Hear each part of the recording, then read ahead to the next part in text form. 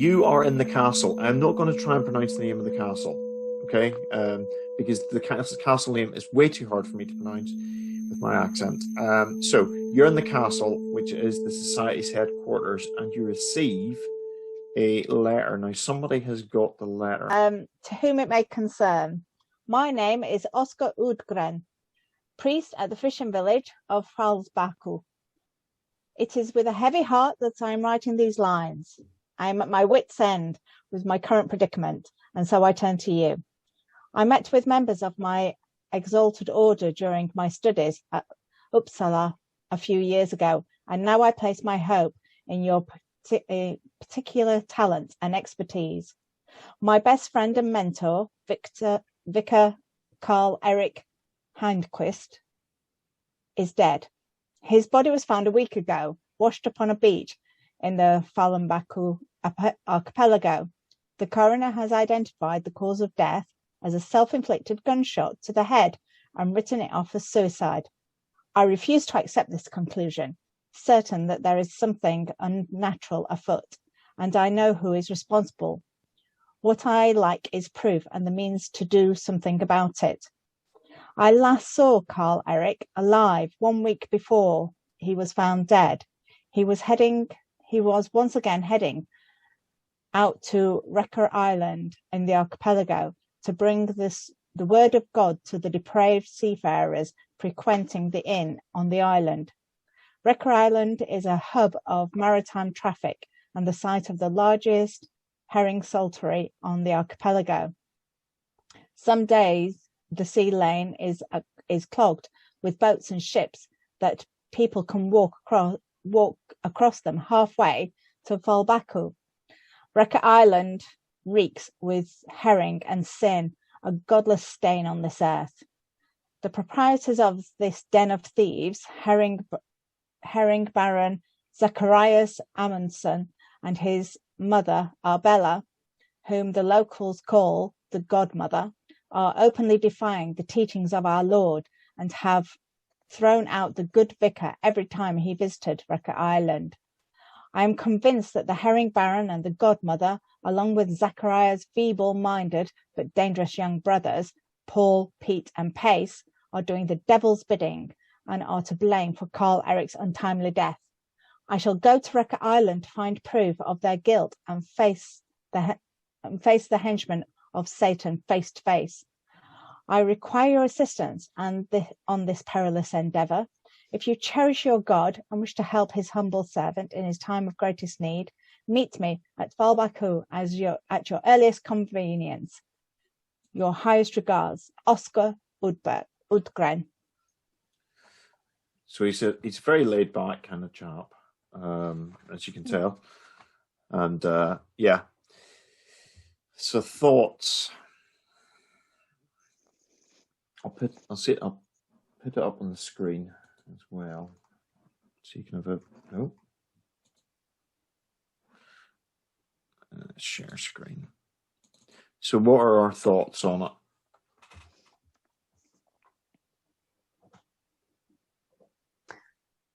So I know a guy who I met on my travels, a fellow called Isaac, and he was heading that way, Falbaka. I remember him saying that he was moving up the coast as he heard there was good fishing there. So I think if we go there, then it might be worth having a check out for Isaac, as he may be able to help us.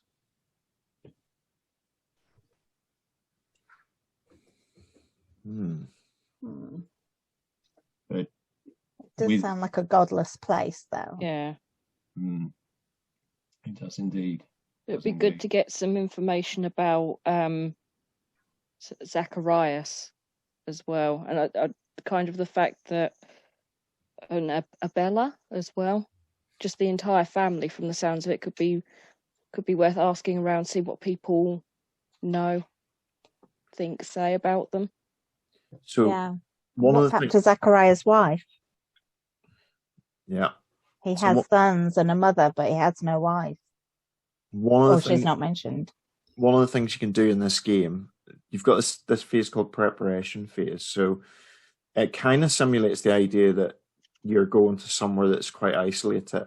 So you can do research before you go. So you can research anything on there that is possible to research. You do that using learning is the basic skill that you're going to be trying to use to see what you can find out in advance. And some of you, I know some of you have got advantages in that, and you've got things that can help you with that. So you might want to look at those equipment-wise. But what do you want to find out, and how do you want and give it a go? Because there might be sometimes there'll be useful stuff, sometimes there won't. And just to mention, Rasmus basically brought in an advantage that had come in earlier on. So we made some. He's got a particular talent that came in. So Isaac isn't just plucked out of the air.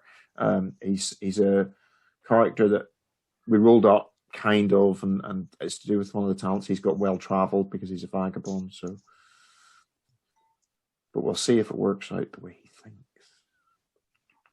Would it be worth researching the author of the letter? Yeah. So if somebody wants to roll learn, you can try that. So it's going to be learning and logic. Learning, logic, and poor for me. I've got combined. I've got 7 dice I can roll. So I'm happy to do it if everyone else is happy for me to do it. Sounds good. Yeah. I've got hardly anything. Yeah, mine is 6, so you go ahead.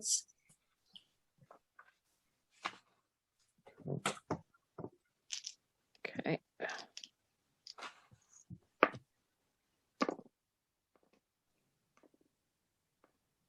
Come on.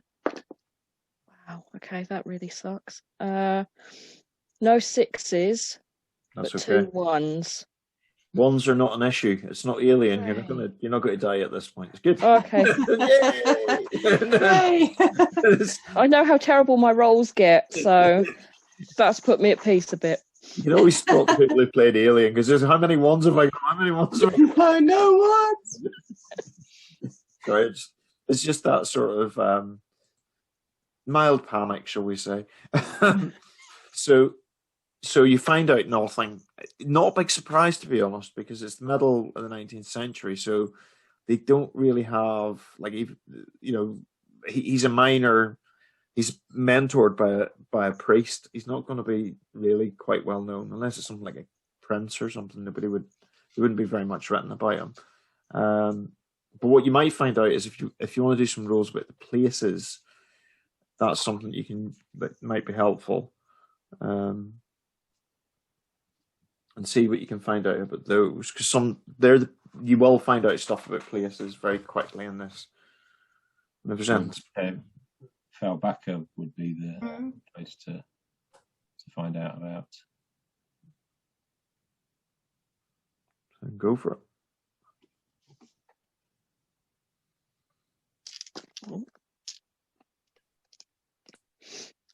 Okay.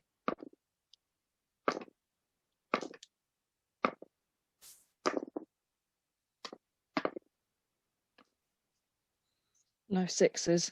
No 6s. Mm-mm. They find out nothing really, other than where it is and how to get there.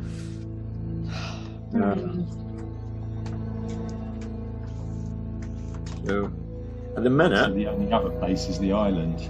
Yeah, Wrecker Island. Yeah. I was going to say, is there a limit on how much learning we can do? not really. There's Okay.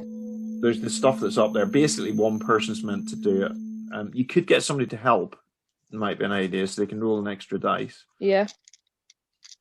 If anybody's got learning as a skill, you can roll an extra dice. Yeah, I have. Just one dice. Yeah, go for it. Yeah. That's better. 2 6s.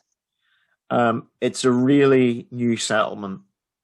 That's all you really find out. It's literally just appeared in the last 10, 15 years in the records, and there's not much said about it. It's very, very new. Place was there, but there wasn't anything there as such. It was just the island itself. Sorry, obligatory cat. It's Always the cat. So many wild beasts in this castle. There are. Yeah. Wild beasties. wonder if that's one of the Cats, upgrades you cats. can have as a cat. Just Suitably black cat. yeah, Does that come under you would physique, say that. precision, logic, or empathy? Yeah, that's how you build your empathy up, is through the cat. So you've got a long journey ahead. So what you do find out is how to get to the place. It is a long journey. It's going to be stagecoach, and then you're going to have to get a boat through the Goethe Canal, and then another stagecoach after that. And actually, to get to Wrecker Isle, then you're going to get another boat. So it's going to be boat, stagecoach, boat. It's going to take you a while. It'll take how many? It takes a good few days actually to get there. So and along the way, you get to your advantages. So do you want to say what your advantages are? We've discussed this, but it might just be helpful to. It'll remind me as much as anything else. So my advantage is one that's gained through observation. Oh, it is observation, but it's gained from my times as a vagabond, in wandering from place to place, in learning about people and learning about places, the routes, and making sure that I know where to follow. So as we travel, I'm always paying attention to where we're going, how we're getting there, and who's around us. Cool. So it's kind of like almost pondering things on the travel, because I would imagine you probably find traveling quite relaxing in this way, because that's what you do. Yeah. Right. I'm going to go through the list up here. So Madison, go for it. So my advantage is to increase my vigilance logic, and I'm spending my time traveling in deep meditation and doing a lot of memory training. Cool. And that'll give you a +2 for vigilance at some point. Yes. Cool. And then Astrid, do you want to go with what your advantage is? Yeah, I haven't spent a lot of time around people. So what I'm going to be doing on the journey is watching Rasmus very carefully and learning how he interacts with people, since he's very successful. And in that way, my manipulation is going to increase. Cool. My skill there. And Selma?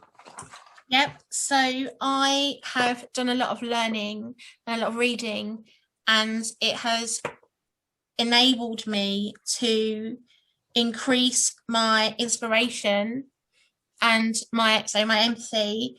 And when people are feeling hopeless or broken, mentally broken, I'm able to actually inspire them to fix up. So you just go, "Oi, man up." That works. Sort yourself out. I read a book, and that's what you've got to do. I've got a thing that 150 years from now could be called a meme, and it will tell you everything you need about life. Wow. In a pithy statement with a picture of a kitten. That'll be the one. Gabriella? Mine will be observation, but it will be sort of along the journey. It will be trying to read people, pick up on body language, maybe certain tics people have when they, and then maybe as we go through as well, those that will speak to me, we might play a game of sort of 2 truths and a lie, and I use what I'm learning to kind of pick up and see if I can find out what the lie is. Cool.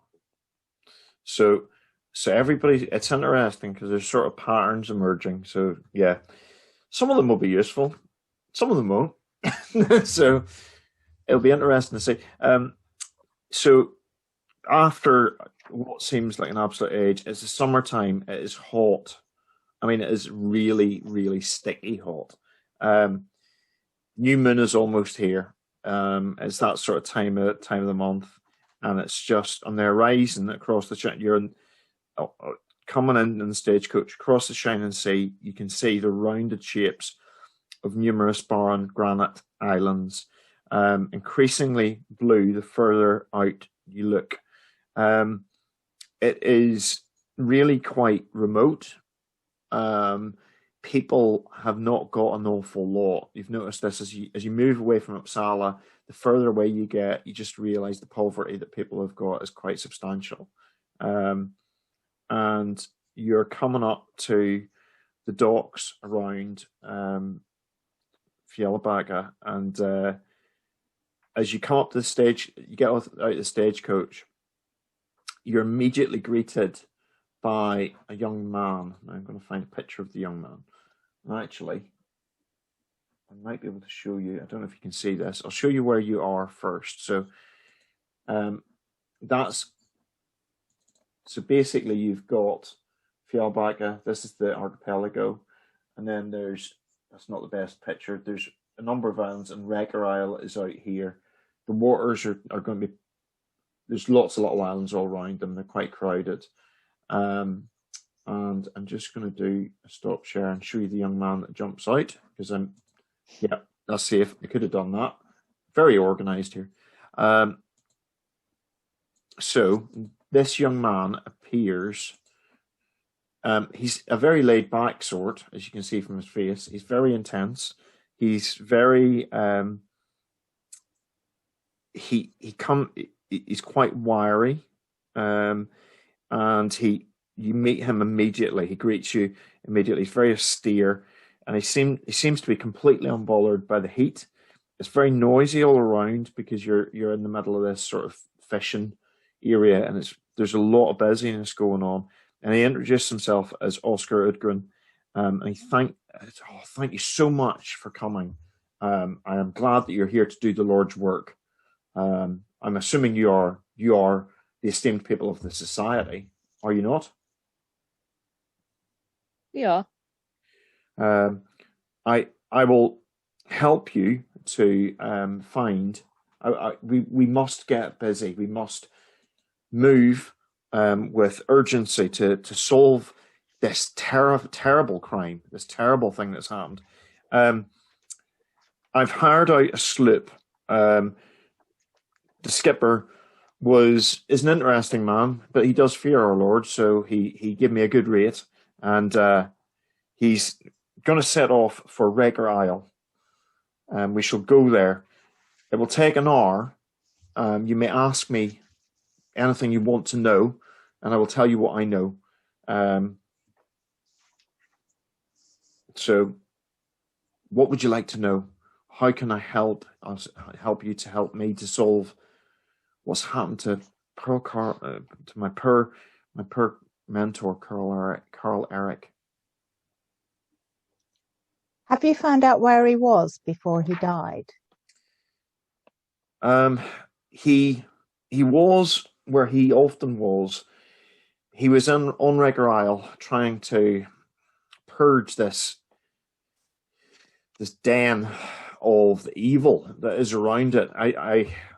I know he was afraid, but he was a courageous man, and he went anyway. He took a revolver with him because during his last trip, his life had been threatened, and actually had been threatened in previous visits as well. So he'd taken a revolver with him, but he was on the isle. I do not know exactly where.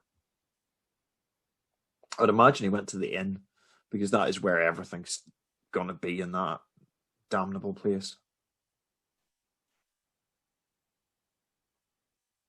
We want to know about these three men, the P men. The brothers. Yeah. There are four of the brothers. Oh, four. There's the three that are. It's very odd. There are three whose names start with P. So there's I've temporarily forgotten their names because I'm very well prepared. It's a full pace. It's the three P's, we shall call them. Paul, Pete, and Pace. Yes. That's what the letter Pace said. is the one that gets me. So I call a child Pace. Sorry. So they come from a family that were once a very poor fishing family, the Amundsons. It's said that the rumor is that they made their living from wrecking, from going around and taking whatever had been left by shipwrecks. These waters are treacherous, and they took what they could find from them. The mother's still alive. The father, Benjamin, died under very mysterious circumstances. Some say, but I do not know, that he was beaten to death by his youngest son, Zacharias. So Zacharias the youngest? Yes, he's the youngest of the brothers, and he's very charming, actually, which is very different to the other three, to be honest. The other three are not charming. There are many things, but charming is not one of their characteristics.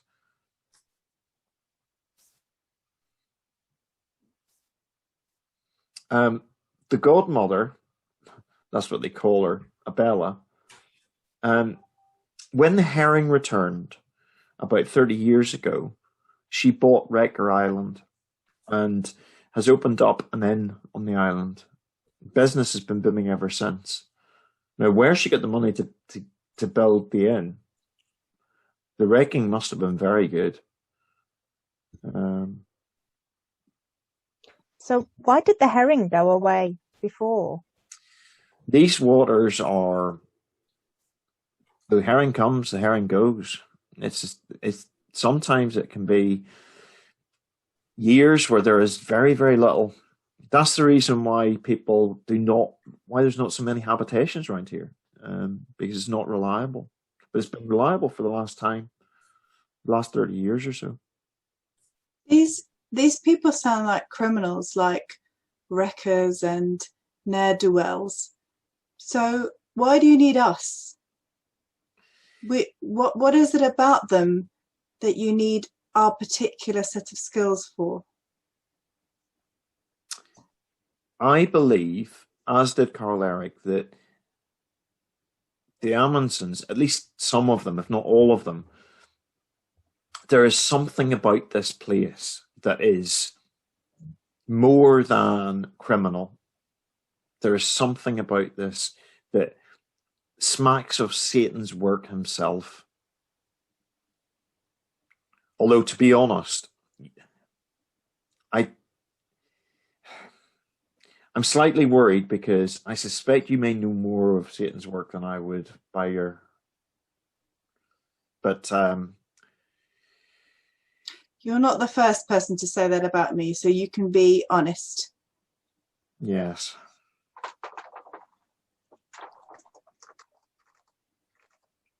There is a herring saltery on the island that's very successful, and Zacharias runs that.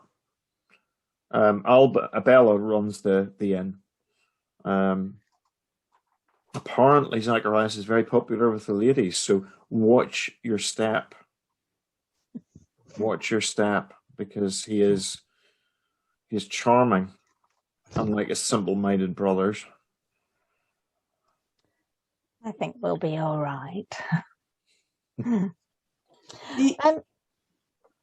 ahead, Alison. I was going to say, the coroner identified the cause of death.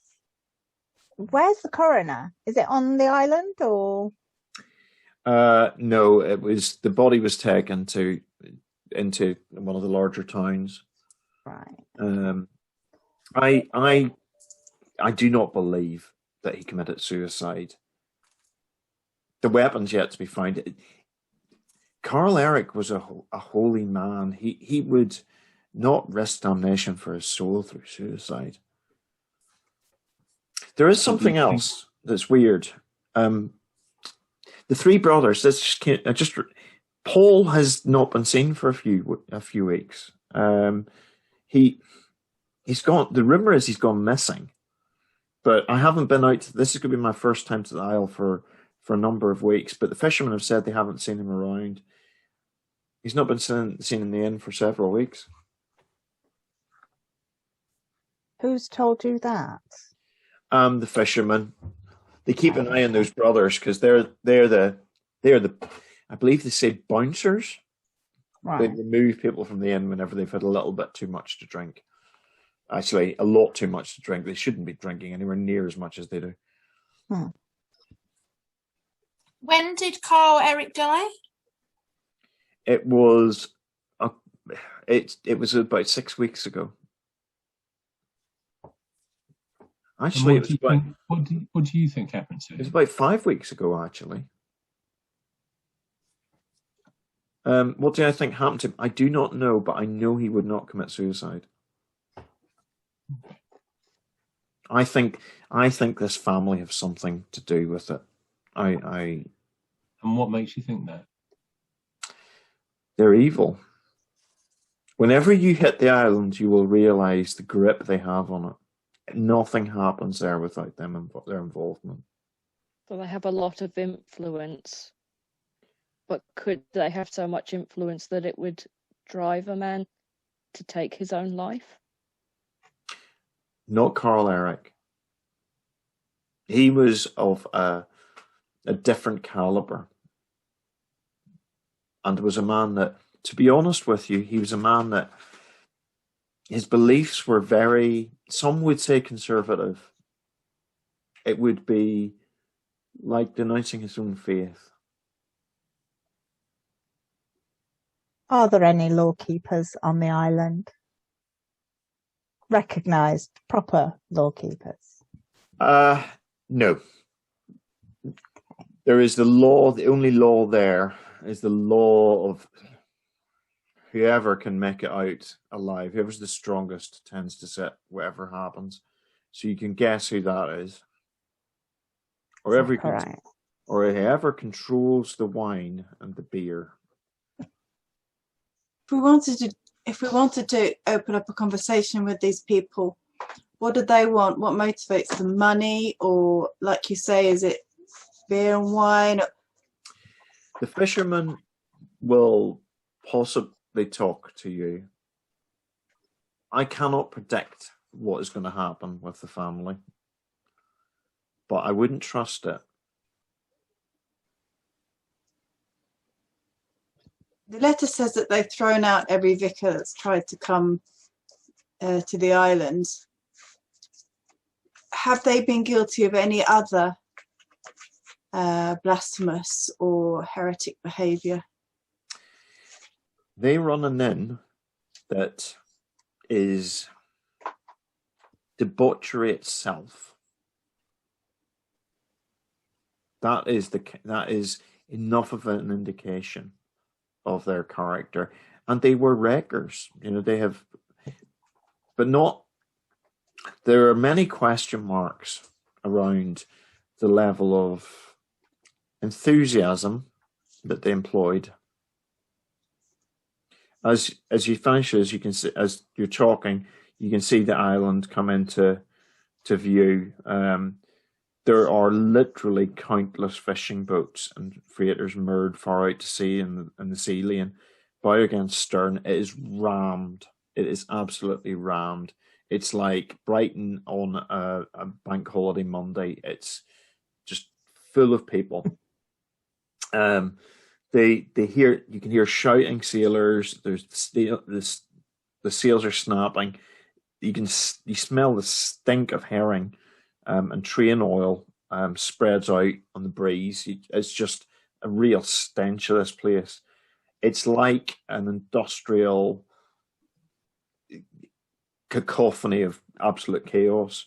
As you come closer, you notice there's a big yellow herring warehouse. I'll show you a map if I can get it up. So there's a let's just get this. So there's a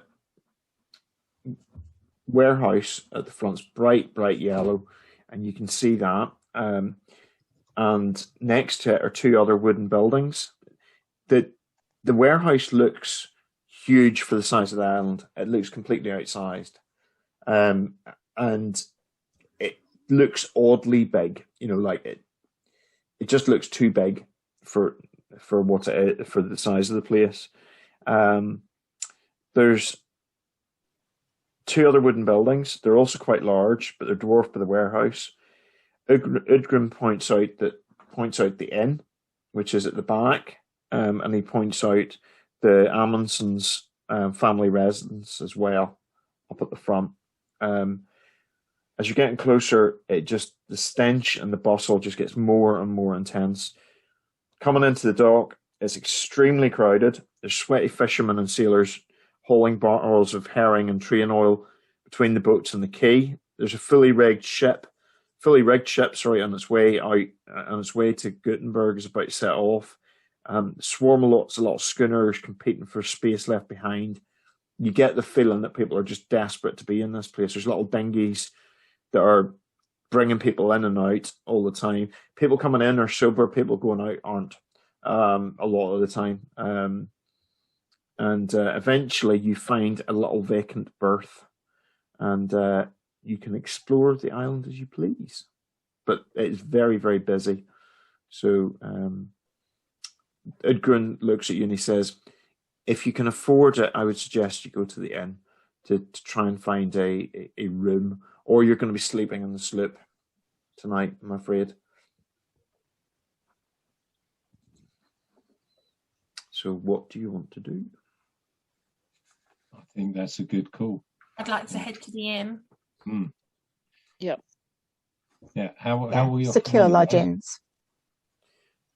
Pardon? How How are are we we? off money? You're not great. you're the very start of your sort of campaign, so you don't have an awful lot of cash. And the way this works is, just while we're here, you basically will get experience points through out the game, in terms of at the end of the mission we'll ask 5 questions, and basically for each question you say yes or you can say an answer to, you get a point, and if you get 5 points you can buy something, and one of the things you can buy is actually resources, so you can boost up your resource level, but there's other ways you can boost it as well. So actually it might be a good idea for you to know what those are, because that'll actually help you to. That's a good idea. I'll tell you what the questions will be, so that you've got an idea of what the spot. It did occur to me that it's probably a nice idea if you know what you're trying to do. How wild would that be? Having said that, I don't know if I can find it. Let's see. Probably be at the very beginning. Your player character, experience. I'll find them in the next little bit while you discuss something. So, and I'll let you know. But at the minute, you've got some experience points by virtue of some of the things you've done. So, I'll pop that onto you. So, are we going to the inn first of all? You don't have enough money to get a room at the inn. I'll just say that now. To use persuasion, then I think. Is that to say if we got enough persuasive powers? These guys are all about the cash. I don't think you're going to get a room. I think you're sleeping on the boat tonight. It's very sad. It is, but it'll rock you to sleep. It'll be nice. And it's summertime. So the infamous inn on Wrecker Isle is a sturdy wooden 2.5-story building. Ground floor has got a dining hall, a dining room, a kitchen, a storage room. The upper two mainly house the staff and wealthy overnight guests. You have to be quite wealthy. The tavern on the ground floor, is that where you're going? Sorry. It is loud. I mean, it is crazy loud. It's basically, as you open the door, you're enveloped by huge clouds of tobacco smoke. There are sailors sitting at folding tables, drinking aquavit. I don't know. Drinking Aquavera. Stuff. It's AQ. Aquavit. Yeah, that's it. Aquavit. I am rubbish in these things. And they're playing cards. There are lightly dressed waitresses bearing chicken feathers that are dancing between the tables, serving drinks. And on top of the liquor barrel, you notice there is basically the scariest granny you've ever seen. So I'll I'm going to share the picture. She's sitting over on a barrel with a shotgun, and a liquor barrel in the corner. And you assume that's Isabella, that's the godmother. Her eyes are scanning the room, and she's wrapped in an apron that looks stiff with filth, just absolutely caked and filth. She is sharp. You can see she's sharp. So you can get something to eat if you want. You can get a drink if you want. And I won't. Don't worry about the charge, but you'll be able to afford those. I think we should get a drink. Yeah, I definitely need a drink. We might get chatting to some of the other locals if we do that. Yeah, good call. So, what would you like? Would you like hard liquor or would you like beer? I'd like hard liquor. It's been that kind of week. Stressful journey. And it's only Wednesday. Journey. Start out with soft drinks at the start of lockdown. Then it goes to beer. Now it's just give me hard liquor. Okay. And does anybody want anything to eat? Something to eat. Yeah. Okay. I was hoping you'd say that because what you can get is Herring. Sandwich smeared with grease. Ooh, Yum yum yum. Sorry. Now, so you've got in the end, Udgren sort of nudges. I'm trying to think who he nudges Selma and he says, it might be worth speaking to one of the waitresses, Justina Johansson. I've known her since my youth, and she might help us. As people catch his eye, you can see people nudging as they see the dog collar, and some of them are laughing, and some of them are kind of going, oh, and some of them are. You get the feeling that some of them are looking for the entertainment that may come next, because it's a bit of it can be a bit of excitement. So, he suggests that you have a chat with Justina. Okay. And, that's a starting point. Rasmus spots Isaac out of the corner of his eye. He's in the middle of a card game, so it might not be the most disturbing, but you can spot him. Okay, I'm going to give him a wave. So, but not go over and talk to him at the minute. So he sees you and he goes, and he sort of gives you a greeting and points at the cards and goes, and everybody else puts all their cards down. and he just goes, right, Spark then. Yeah. So it sounds like a good time to go and say hello. Okay. How are you, Rasmus? I haven't seen you in it must be 3 years. Are you still trying? Are you here to try and find work? There's lots of work. There's lots of work here, Rasmus. I'm gonna level with Isaac and say that we're not here looking for work, but we're here. We're passing through, and we're keen on understanding a little bit more about the place. Oh, that was always you, Rasmus, just passing through. I think our paths have crossed about 4 or 5 times now, haven't we? Absolutely, and usually in bars like this. Yeah. Do you remember that night? the one that night. Oh no, I don't. You don't remember. And he starts to regale about it. You realise he's probably had a few. You're not going to get a massive amount of sense out of him, so you need to be fairly straightforward with him. Okay. So I want to ask about the woman scary looking woman in the corner with the shotgun. She's got a shotgun. What more do you need to know? She is not. Nobody crosses a Bella. Nobody crosses the godmother. Well, yeah, there was that vicar or whatever you call him, the priest. He tried to. Yeah, we haven't seen him in a while. Was that Carl Eric? Yeah, he was an old guy. He was a good entertainment. He'd stand up in the middle of this end and try to tell us all to stop drinking. That'll go down well. And It might work for others, Isaac, but I suspect not for you. Not so much.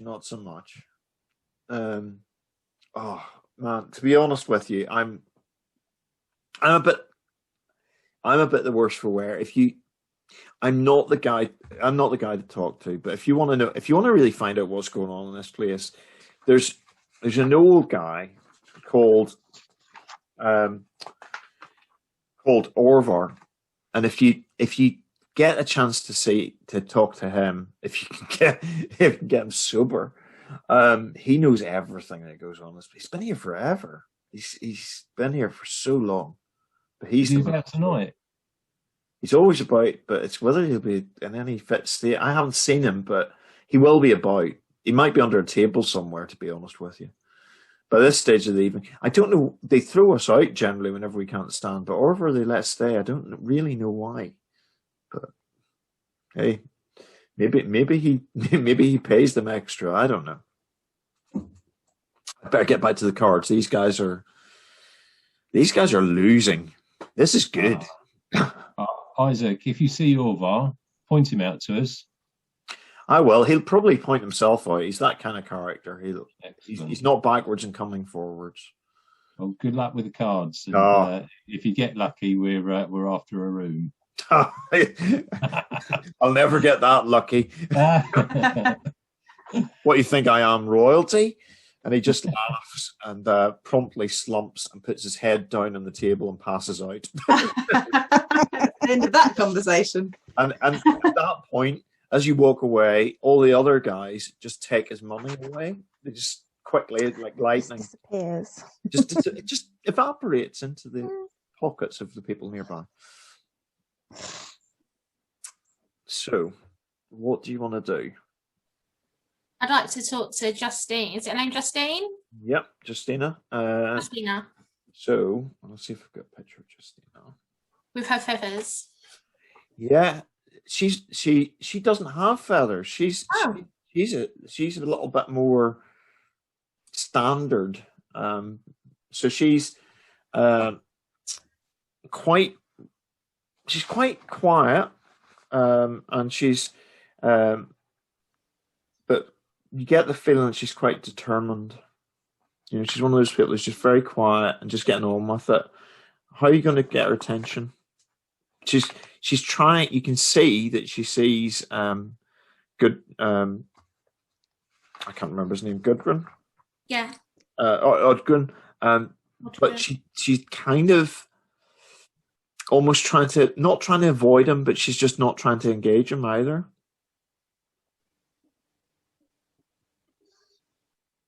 So what are you going to do? Can I order a drink from her to get her talking to us? Yep. Oh, what would you like to drink? I'd like a gin, please. A gin? Very, very, very cosmopolitan. I shall go and see if we have one. And she comes back and she says, this is a gin that resembles aquavit, but it is gin, I'm told. I'll have whatever gin's available. It's aquavit gin. There you go. Aquavit, that's perfect. Justina, we wanted to talk to you a little bit. Obviously, you know Ogden. Is that his name? Ogden, yeah. Yep. So you know Ogden. I still said his name wrong. That's all right. You know the priest. Yep. That's what his name is from now. And you've known him since you were younger. Yeah. And I'm sure that you'd want to help him.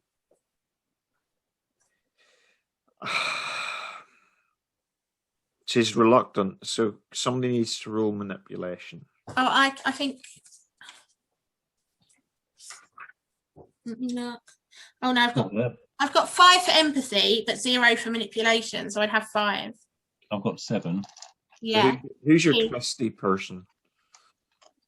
Who's the what, sorry? Who's your twister? Who's the one who can get people to speak? G. That'd be me. Rasmus. I've got I'm paying close attention to how he does it. 3 for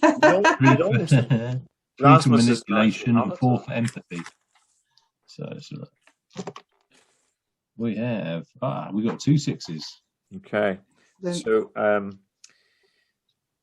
I need to be quick because, and she just nods in the direction of the shotgun. But what do you want to know? You need to be quick. What do you want to know about? We want to know about Carl Eric.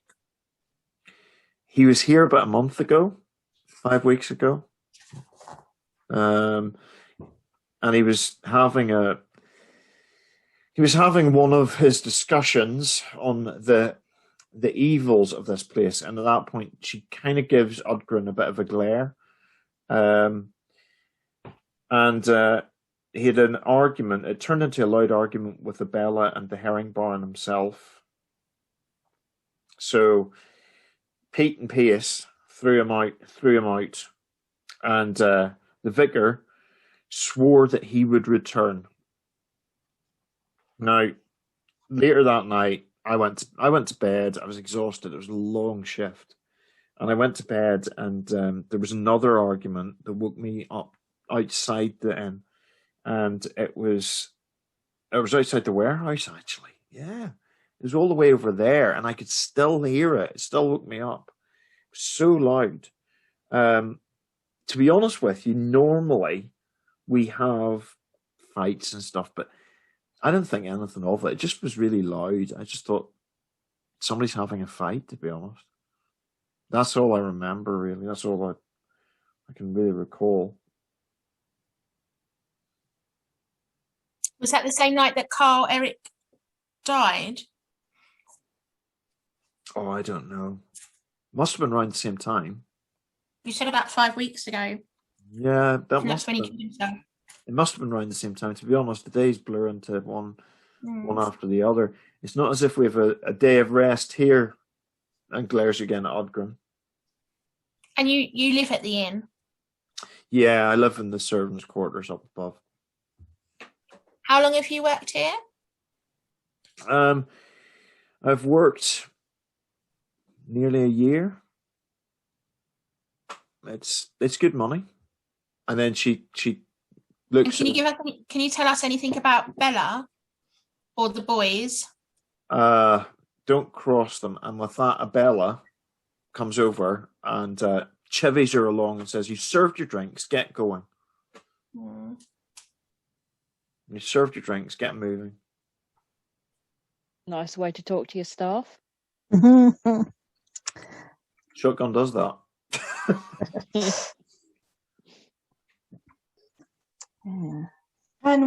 I'm thinking that we might like to try and get somewhere in the inn to look around the inn without being found. Perhaps sneak upstairs or sneak behind the bar, or perhaps investigate upstairs and look in the bedrooms. Okay. To do that, you're going to need to do a sneak, and it's going to be really hard. Okay. it's busy, but you wouldn't be the first people who tried to do it. And there's stealth. Trade enough away. So it would be for that one it would be stealth and precision, and it's going to be 3 successes. You're going to need to do it. So I've got mine's 7. I've got 3 for stealth, and I've got 5 for precision. So I've got 8. So if somebody wants to give it a go, give it a go. Yeah. Shall we give it a go? I'm going to say I've got 7, you've got 8. So could somebody help as well? Oh yeah. So, yeah. Are we going to try and split the party? Oh. Well, we're not supposed to, but it's tempting because Because it's a den of iniquity. That's what suddenly let's split the party and break all the rules. I feel like I'm keen to do a bit of sneaking around, but it'd be great if somebody could come with me. That would be more reassuring. Yeah, I want to go and have a sneak around upstairs. We could pretend to be wealthy enough to afford it. They keep mentioning the fact that it needs to be royalty. You know, you need to be wealthy and royalty. In this place, really? Is it that exclusive upstairs? Or have you really got that clientele coming through? It depends on how your ranking's been. So yeah, but they're still not going to be. Have you smelt this place? So is somebody going to help me sneak upstairs? I will. Okay. You're going to try. Okay. So basically, what's going to happen is if somebody so you both roll individually. Mm-hmm. If one of you gets if one of you gets 4 6s, you can pass the 6 to the other one. Okay. I've got 1, 2, 3 6s. Wow. I stand corrected. I don't even know if I'm going to have to check if I've got a map for upstairs. You've broken the system already. I'm sorry. This is because of all those I'm going to say stalking opportunities because of other games, okay? Just so people don't get the wrong idea. It's because you practiced at stalking. Yeah. In my other character roles. In your other character role. So this is what happens. You go up, you manage to get past somebody. So basically Madison gives you a sort of distracts people. And you sneak up the stairs. And to be honest with you, it's a hotel up the stairs, and it's not that nice. It's kind of okay. But the attraction probably is that it's on dry land. So somebody sleeping on dry land whenever they've been out fishing for so long is a bit of a novelty. From one of the rooms you hear some interesting noises.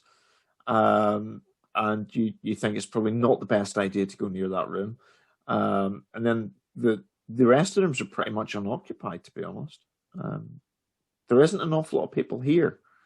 It's very, very quiet. The employees' rooms are more full, and somebody glances you and sort of looks at you funny and go, because you stand out a bit with the scar, and then they kind of give a shake and go back into the room. What about, can you see anything? Can I see anything when I look out of the shutters or anything like that? Can I see anybody else moving around outside or any information? Extremely busy. You can see that you can hear. You realise that if Justina heard somebody far away, it had to be really loud, because this is not a quiet place. Yeah, that's the thing that strikes you. It's if you're sleeping here night in, night out, you must be used to the noise. So to be disturbed would be quite significant. Is the window in the right place for her to have looked out? It would be. Oh, okay. But it would have been dark, so she wouldn't have missed it. Although it was the sun, it would have been sound, yeah. So it would have been nearly a twilight, but it was the sign. She didn't even bother looking out, to be honest. Are any of the doors open? Can we look to see what people have in their rooms, if there's anything useful? Not unless you really like moldy fisherman's clothes. There's not an awful lot up here. Not even in the attic. Come on, what are attics for if they're not to find stuff? The guest rooms have got some nice blankets.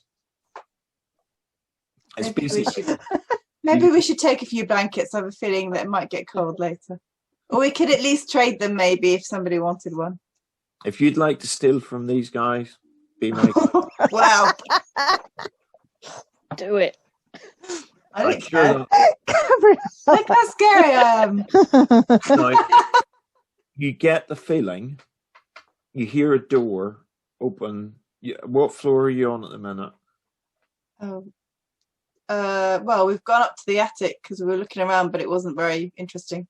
You hear a door open on the second floor below you, and you hear two male voices, and they're very simple tones. Do we think they're the brothers? Maybe are they having? Are we eavesdropping on their conversation? You stretch to hear, and what you hear is, "I think she went up here. I think I tell you, I saw somebody go up here." And then they close the door and go downstairs. You hear them stomp. No, you're imagining things, and they stomp downstairs. Okay. Well, I guess if we can't see much apart from people milling around downstairs, and if there's nothing much to search for, we better go back down. To be honest, the one thought that goes through your head is, glad I didn't pay for this. Yeah. This wouldn't be getting a great review online. Yeah. So let me get this straight. I'm in a guest room that's in an attic. Great.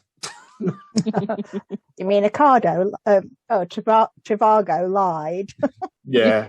TripAdvisor, nah. Yeah, I'll be getting a bad review from me. No clues to be found anywhere. 1 star. I love the fact that you guys always break the stories. I know. I was hoping to find some kind of diary or in somebody's room or something that would give us a clue, but these people are so boring.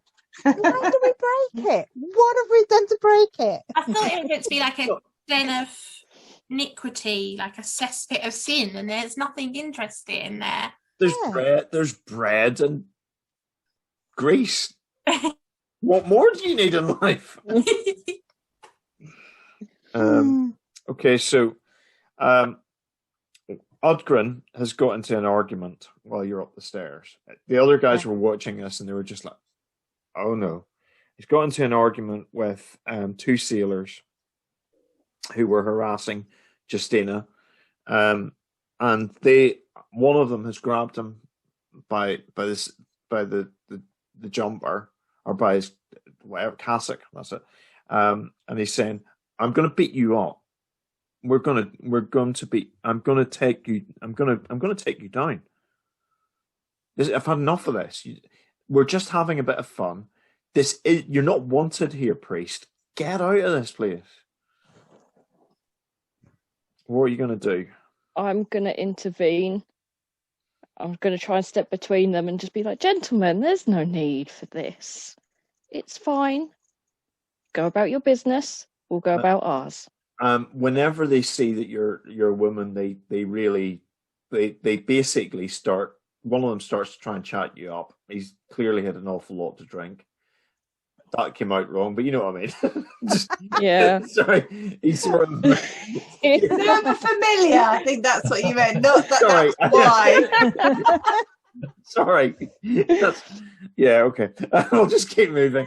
The other one is now giggling at him, and he's giggling at the priest as well, and he's sort of going. She's keeping the priest. She's protecting the priest. I'll look at his friend and go, sorry, what was that? You're No, you're a fine, upstanding citizen. I know you are. As I said, go about your business. Do you know what? If he needs you to protect you, we have nothing to worry. Justina, can you get us some more drinks, please? Because this is hilarious. And deep breaths. What I love is the fact that I know enough about your character to know that would really wind them up. Yep. Yeah. and anybody in the 20th century or 21st century. I'm sorry, but yeah. So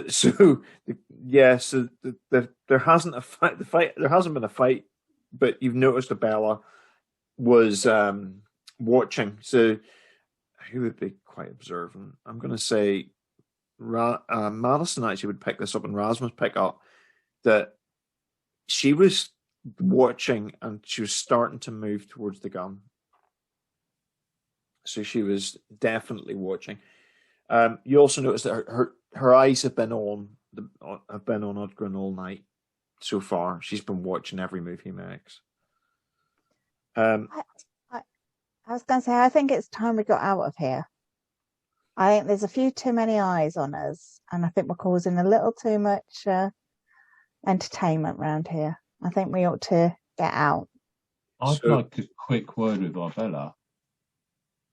You know, just to apologise for our friend. She's going to rip your head off. So you. And if she doesn't, she's going to get others to do it. No, I can be quite. Rasmus has got a way with words. I think I can be quite persuasive, and I think that just in terms of apologising for my friend, we'll make sure that he's kept in check from now on.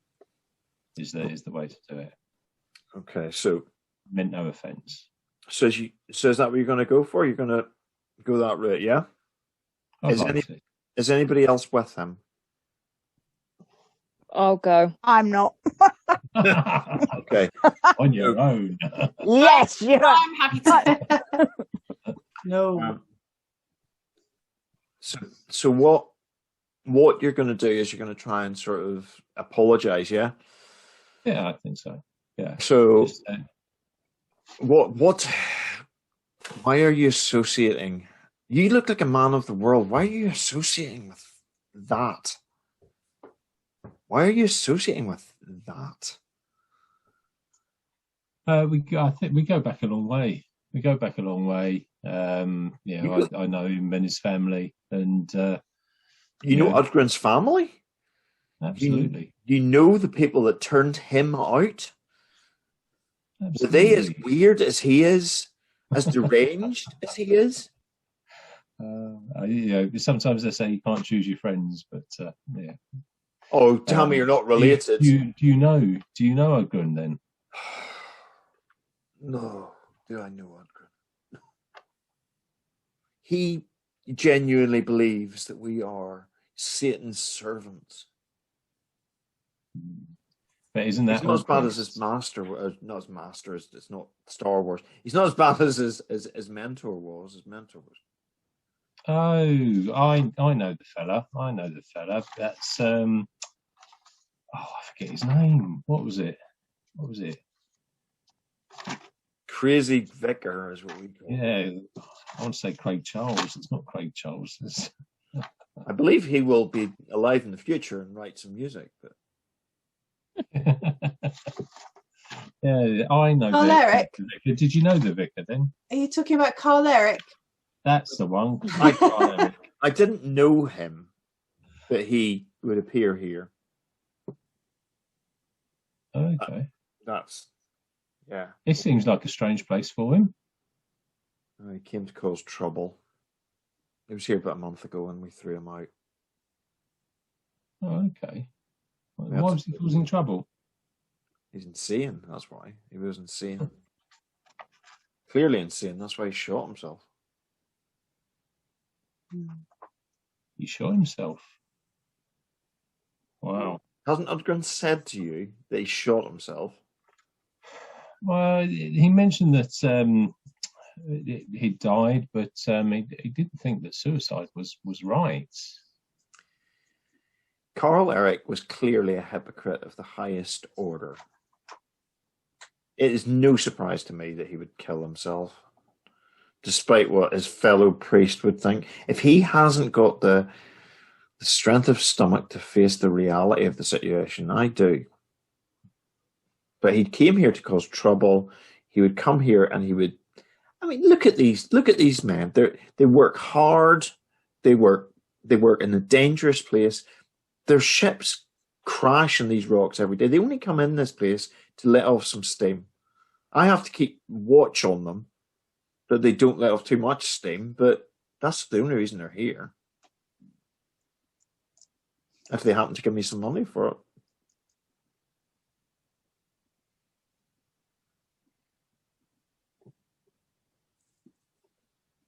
Okay. I'll tell you what. My son, the Baron, the Herring Baron, you know what? You seem a reasonable man, and you seem reasonable people. Why don't you come to his residence for a meal, and we'll put you straight on what's going on. Oh, that's very kind of you. It's very kind of you. We happily accept. It's not kind. We just don't want this nonsense to infest any more people. And you know, you may have skills that we can use. There's always work here. Interesting. So if you're in the residence in a few hours, we can give you, we'll feed you. Well, my son will feed you. I'll still be here making sure that none of these morons decide to kill each other. I'll kill them first if they even think about it. Excellent. What's your son's name, by the way? Zacharias. Okay. It was nice to have one that wasn't named after P. I take it that wasn't your idea then, all the bees. No, it wasn't my idea. He always seemed to almost come with that name.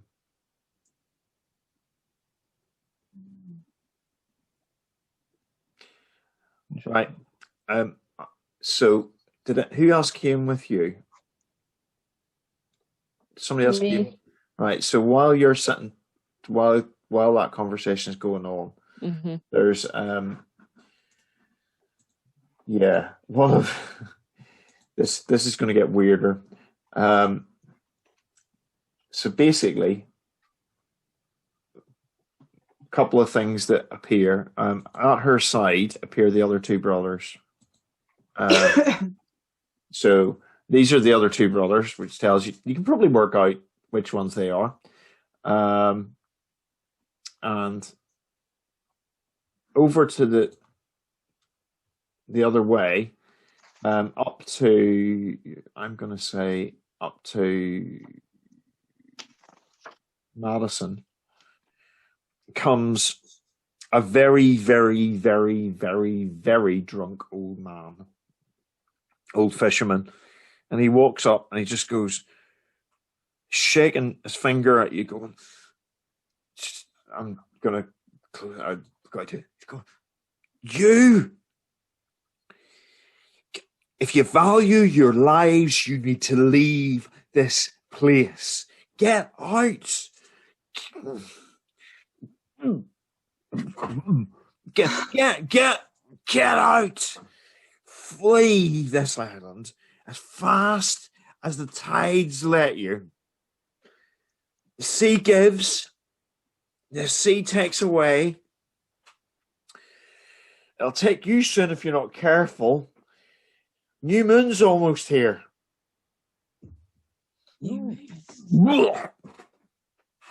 Throws up to the side. And then he just storms past you out the door and disappears out into the night. Can somebody roll an observation roll, please? Don't have any observation. Got 6 in total. Go for it. Go, Sharon. Go, Summer.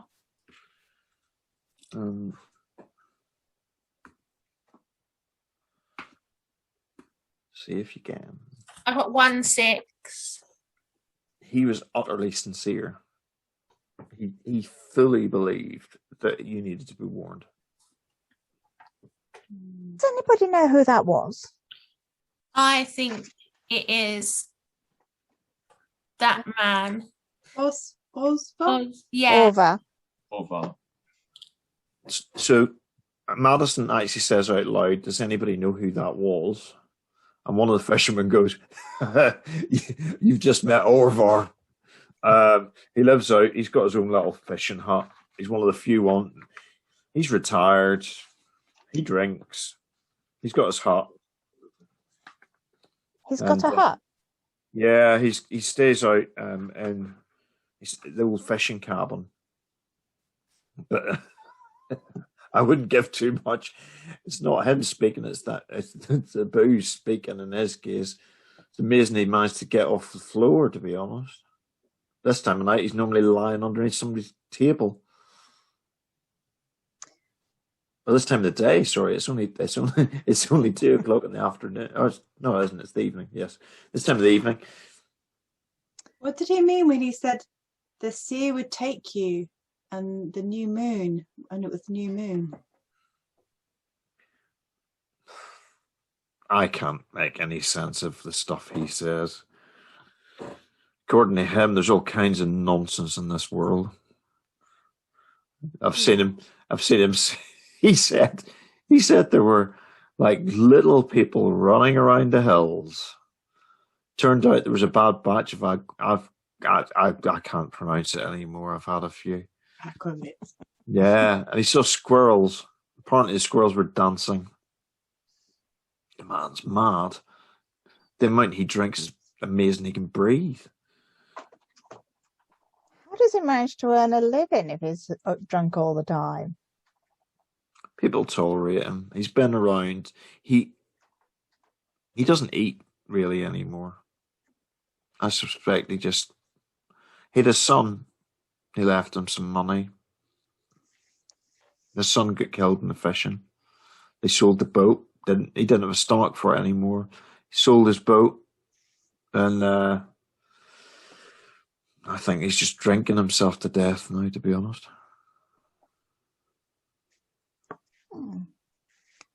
And he's not thought of leaving the island.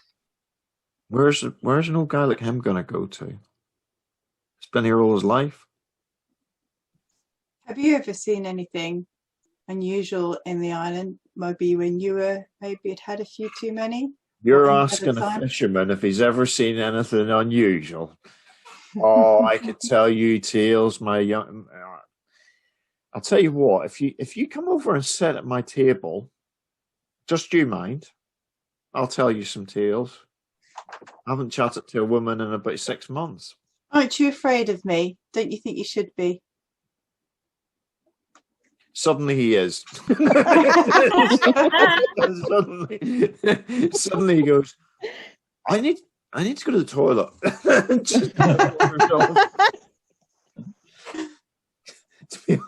I have to say, it's not often in life that anybody says, don't you think you should be afraid of me? Okay. Yeah, these burly fishermen are turning out to be a right load of wusses, to be honest. So, They are, aren't they? I feel like I should throw in a fight for no other reason than just. I'm surprised we haven't had a fight yet. We've been in an inn for ages now. Yeah. I came very close. Yes, that's true. Gabriella was nearly. Very close. So let's see if we've got yeah, actually. Oh, the only thing, I think you basically, so at the minute, you sit around a bit longer, and to be honest, there is eventually a fight breaks out because it is an inner fisherman.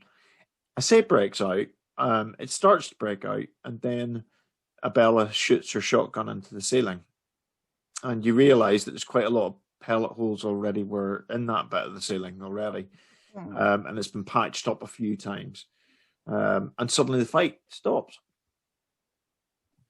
And Pete and Pace. I always get that wrong. They grab the two guys who are starting the fight, throw them out. And can somebody roll an observation roll? Or can somebody roll, I'll say, investigation? If you can roll investigation, that would be good. 6. I've got 6. 8. You go. You go, Gabriella. Okay. You can't use your magnifying lens at this point because it would be a bit obvious. Yeah. Got to think though, with all them shotgun blasts, that you wouldn't want a room on the first floor. Yeah. That might be why they're all empty. Well, they weren't empty. There's lots of dead bodies. People shot in the feet. Yeah, there's a few people limping around the inn. Lots of peg legs running around it. 2 6s. Okay, so you spot. Oh, I've just dropped my dice. You spot. What do you spot? Oh, you spot that Pete has got a pistol. He's got a revolver actually tucked into his belt. And then you also notice that Pierce has got a really interesting pocket watch in his vest. It looks way out of place, and it's got a cross on it.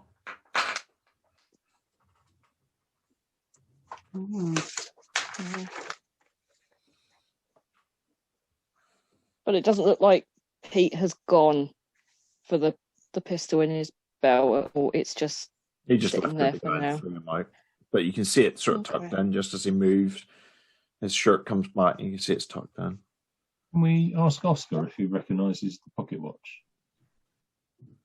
Whenever you say about the pocket watch, he just looks, and then he puts his hand over his mouth and he goes, I thought they were involved, but that's Carl Eric's pocket watch.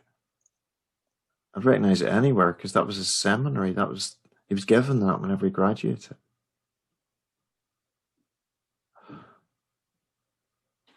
And he walks out completely freaked out.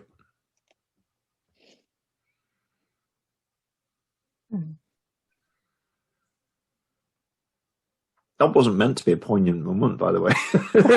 We all just go, oh, oh.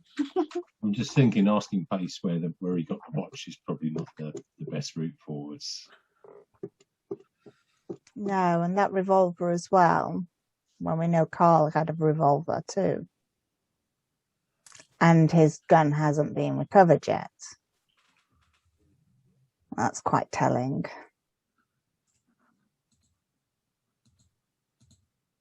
But did Carl, I can't remember in the letter if it mentioned what sort of gun was used. Was that mentioned in the letter? Yeah, it mentions a revolver, I think. No,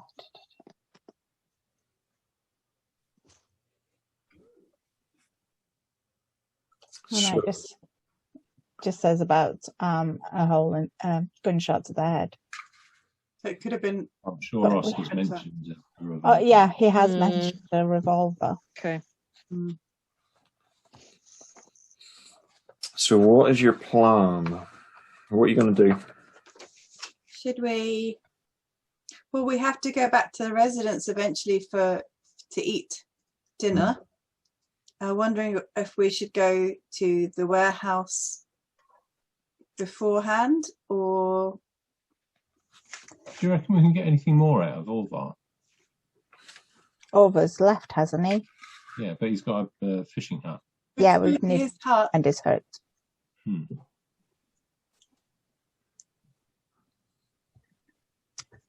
I've got some liquor in my equipment bag. I might be able to bribe him with.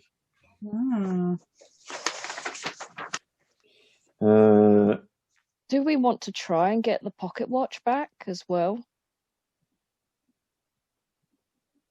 And in the process of doing that, maybe pressing for some information, see what we can find out.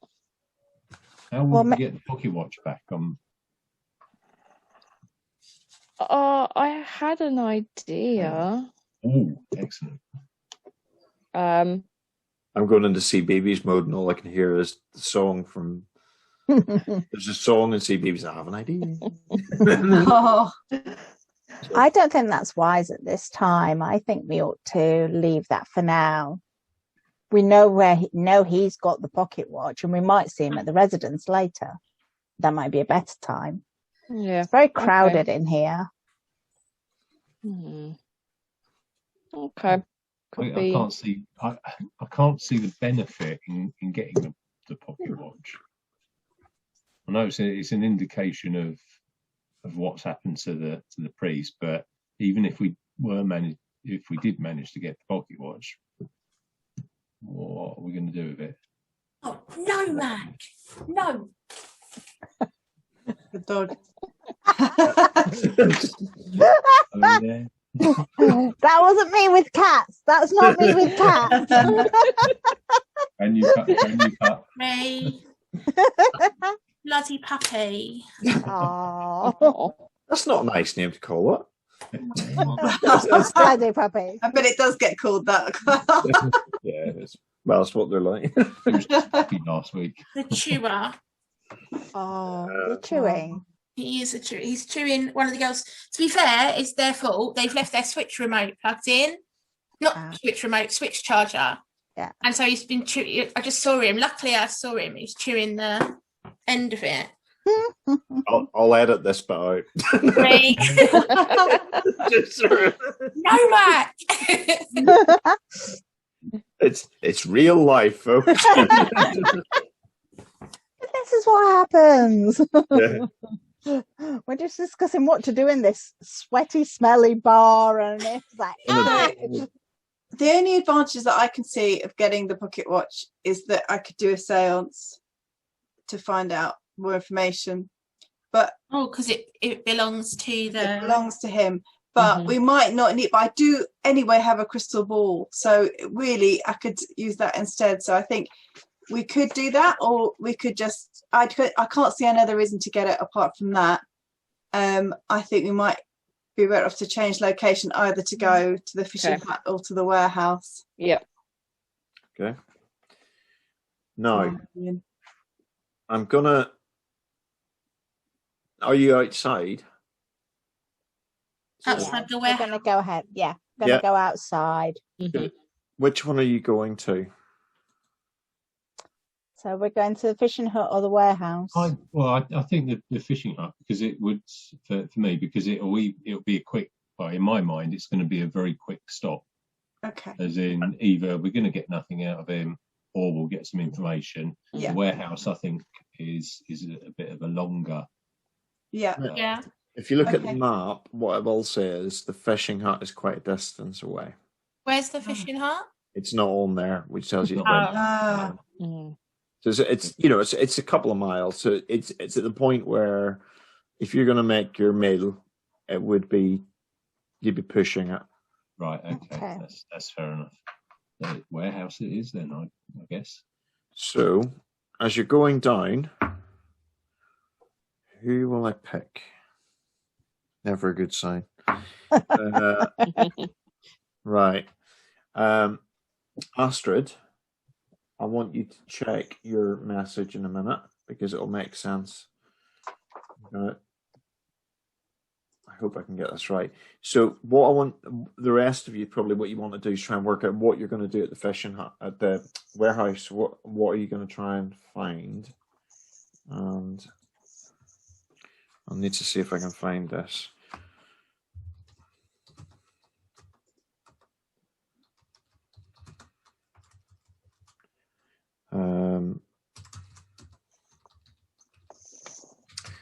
I've spelled something wrongly. Okay, so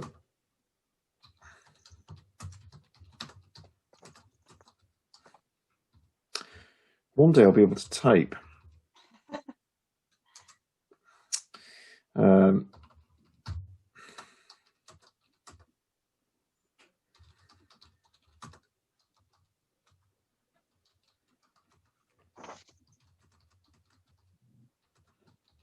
Okay, now it's up to you what you want to say to people. Okay?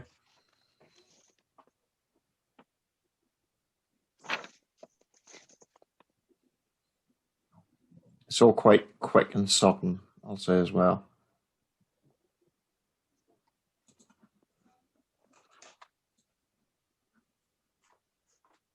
There's something here. There's something in the sea. And I'm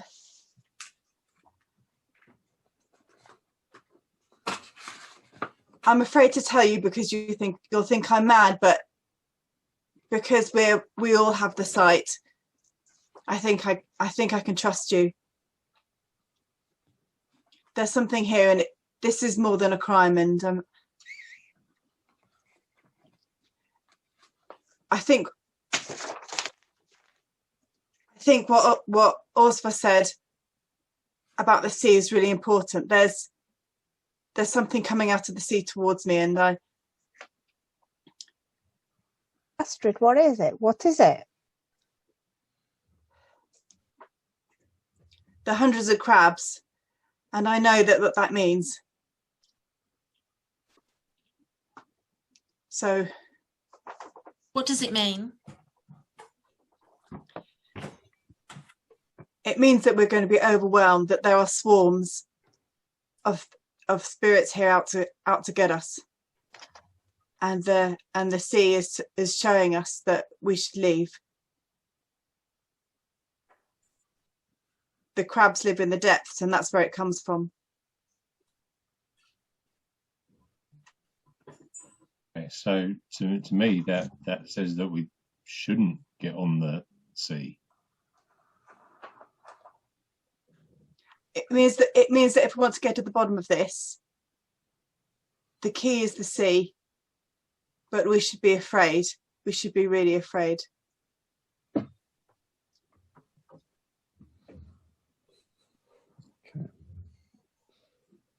So are you going to the warehouse? Just bear that in mind.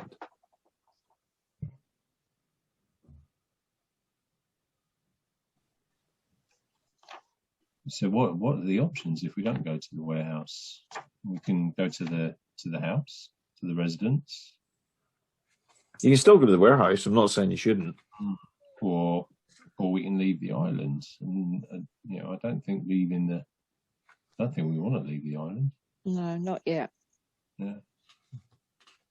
It would make it slightly less interesting. I was going to say, short campaign, that one. It's scary, but It's not scary. to be fair, that's what I'd really do. Yeah, that's it. Enough of that. We can still go to the warehouse, but I think we shouldn't. I don't think we should have anything to do with going near the sea. Not at this stage. I think you're probably right. Okay. So you come up to the warehouse. It dominates the harbour. Massive. The main part packed with barrels of herring. And during the day, it was really, really busy. The smell is something else.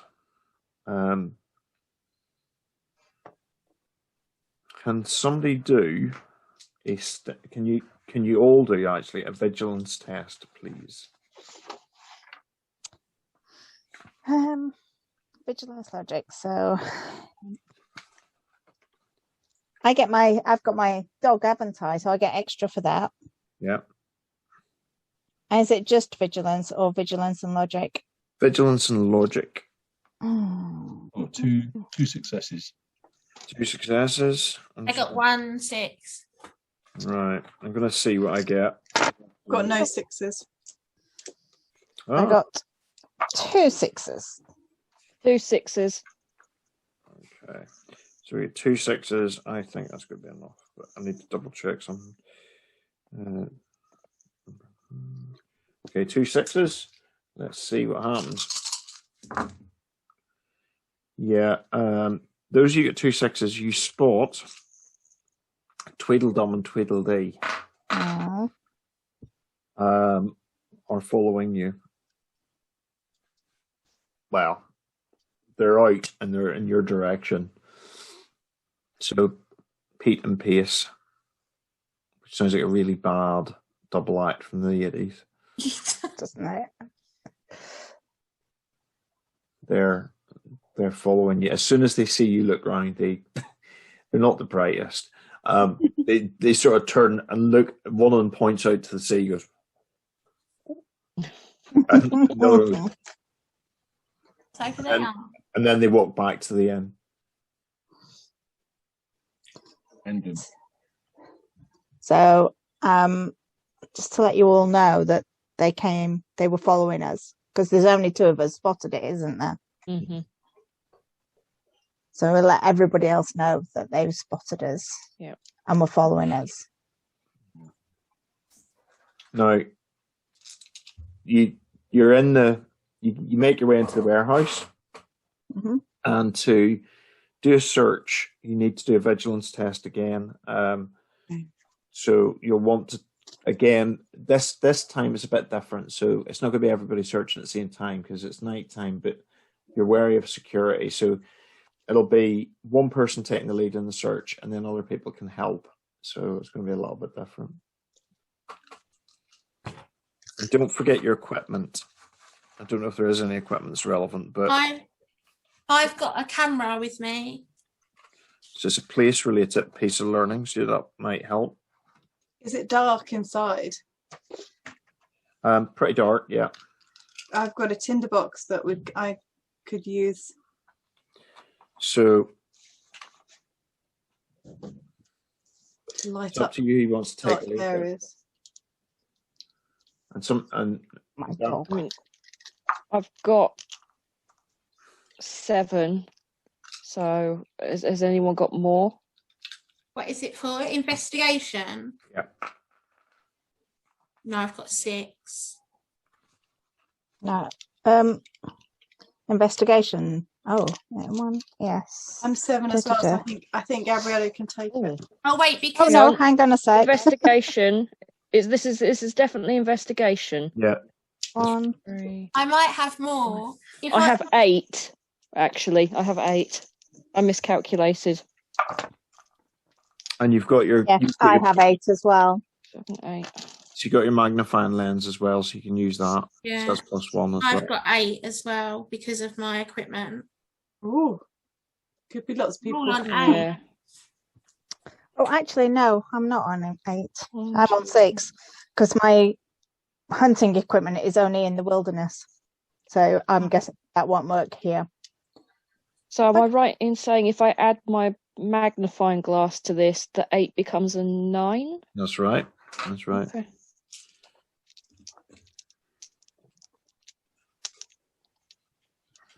The private detective is good at detecting things, it turns out. Who knew? Wish my dice rolls would show that, but hey ho. So, and who's helping them? So if anybody's got investigation, they can roll a dice, basically up to 3 people. So I can help. So I've got 6 dice. So do we want me to help as well? you guys. Oh, No, I got 3. I got 2 6s. You only roll 1 dice. Oh, sorry. It's that sort of help, not a real Yeah. help. I got a 2. Get 2. Yeah. Gabriella, did you get any 6s? I got 2 6s. Phew. Ooh, Out of all that. So you, next to a couple of herring barrels in a secluded corner of the warehouse, there is a small pendant in the shape of a crucifix. It is Udgren is getting really freaked out now because that belonged to Carl Eric as well. There's a dried dark stain on the floor. If somebody rolls a medicine check, you can see if it's blood or not. Me. If somebody, Oh. ever just get medicine, if somebody wants to roll a medicine check, you can see if it's blood. Oh, I haven't got it. I've got 7 for medicine.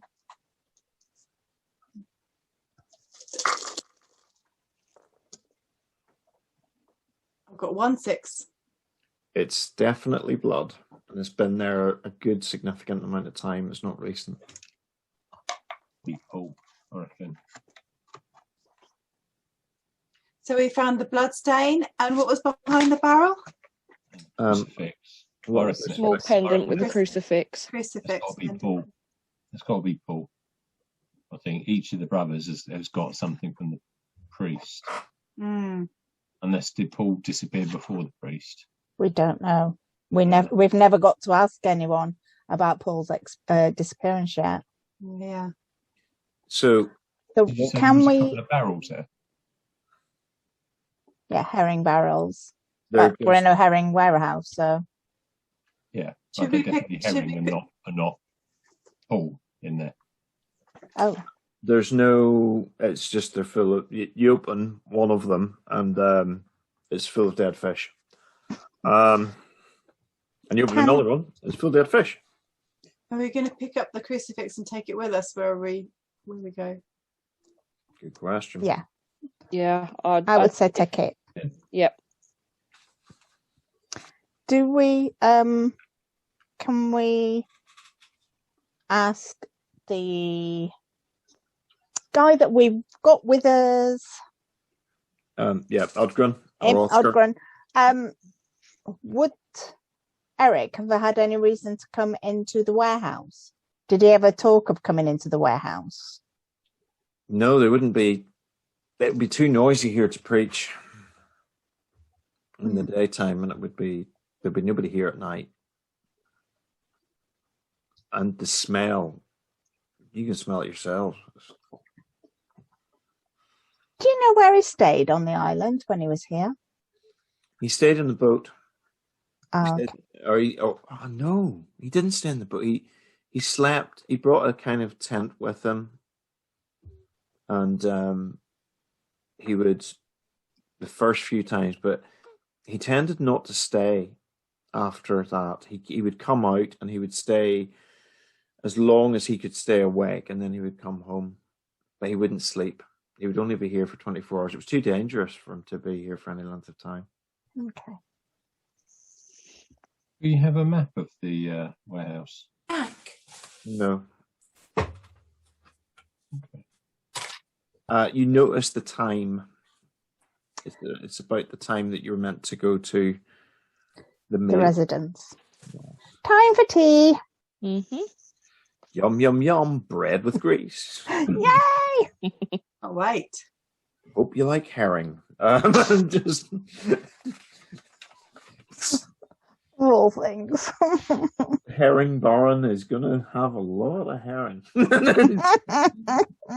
So, the house is absolutely gorgeous. I mean, it's really quite impressive. It's a 2-story building made of wood. Ground floor, you get a drawing room, you get a kitchen, storage room. You've got that you're greeted at the door by Laura, who's the housemaid, and she's just very polite, and she welcomes you in. She's clearly there just to help people. And let's see. Great. As she welcomes you in, the herring baron appears, and I'm going to see if I can find his picture. And he looks very unlike his brothers.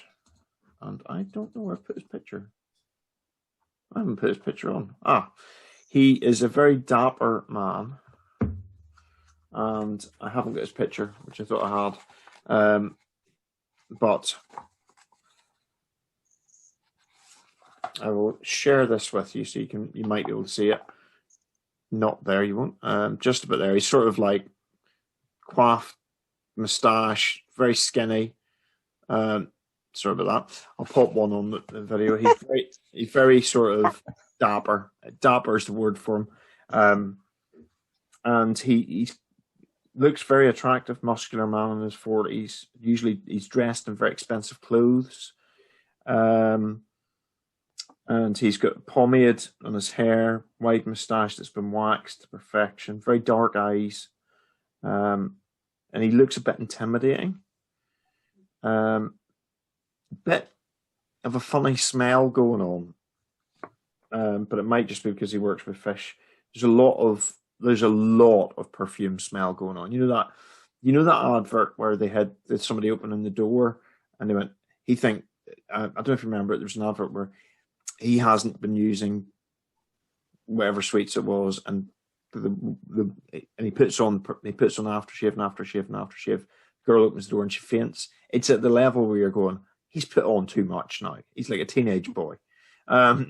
It's overdone.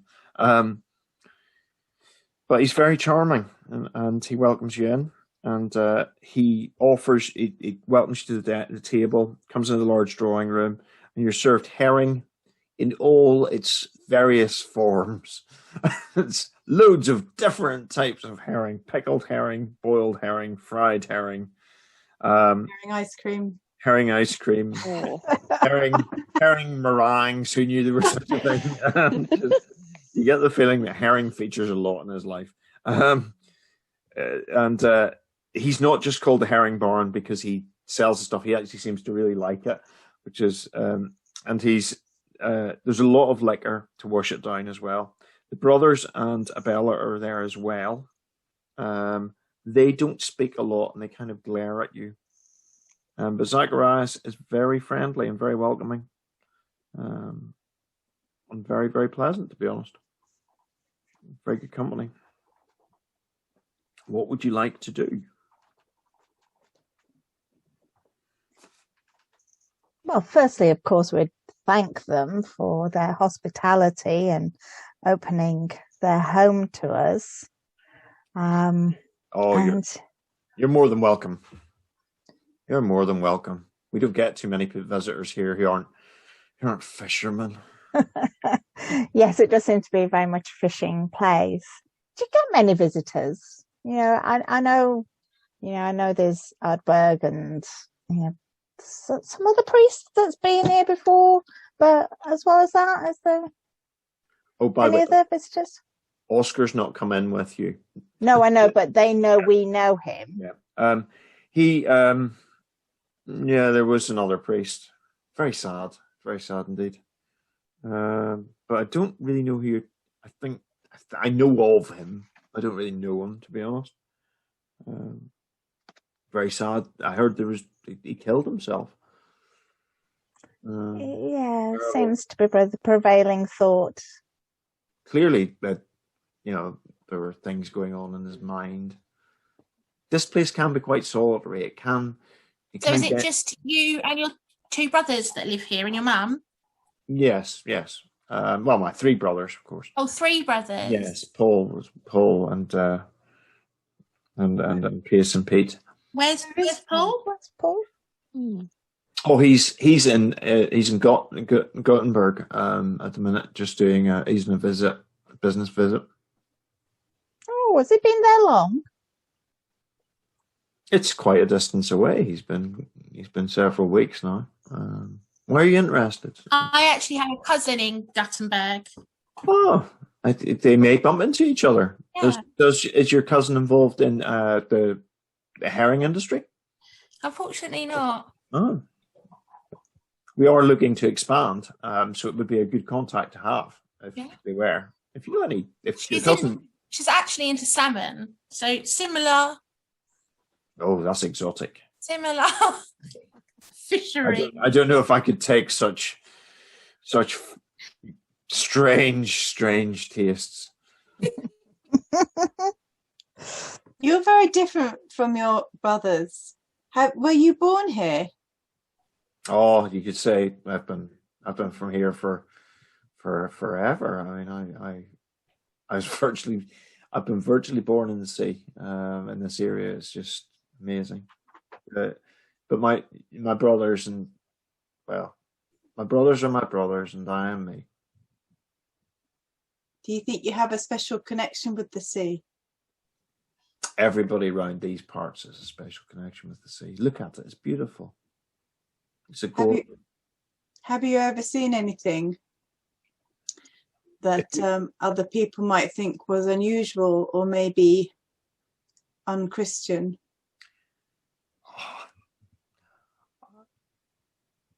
You're obviously much as curious as your appearance would suggest. We have many stories in these parts, many stories. But to be honest, I am a man of science. I am much more interested in business and fact than myth and folklore and nonsense. How did you become so successful? Hard work, good luck, a few lucky investments, understanding the tides, understanding the ways of the ocean, and sacrifices were made, but we've done well. What kind of sacrifices? Oh, hard, long hours and blood, sweat, and tears. You know, the stuff of this. You know, we give More blood than sweat, perhaps. Pardon? More blood than sweat, perhaps. What are you inferring? I would never sacrifice. Everything is. It's you give life for this. This is a business that you give life for, and we have done well, and people benefit. You see how. It's a joy to me to see how this area has come alive. Whenever I was young, you should have seen it. It was desolate, but we've worked so hard to achieve what we've achieved here. And yes, we have been blessed. Do all of you share that view? Do the others respond? At that point, Abella just, you can see she's fuming, and she just mutters, "Just mind your own business. Why won't you just mind your own business? Watch yourself, nosy one. It's nearly new moon." What's the significance? Zacharias just goes, Don't worry about my mother. She's getting very old and long in the tooth. She's just, you know what? It's not the first time we've heard of this new moon. I'm just curious. Foolish superstition. When is the next new moon? I do not know. Do you know? You look like you would know. I want to know if you know. You want to know if I know that you know that I know that you know? Yes. I don't know. I don't watch such things. To be honest, I'm more interested at the minute in my accounts and trying to figure out how I can get a little bit more money. Paul is trying he's been trying to get fresh herring sold in the Mediterranean region for some time. If we can get that, that's where the real money will be made. That's an interesting pocket watch, Pete.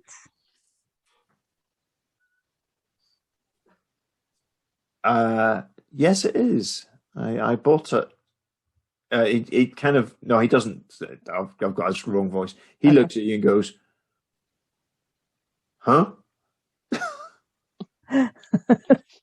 Watch? What do you mean watch?" It was a pocket watch, wasn't it? Yeah. Yeah. Oh, right. Okay. The one with the cross on it. It's a Yeah, quarter. It's a 8:45, and he closes it again. But it's very nice. It's a very nice watch. It's 8:45. Where did you get it? Huh?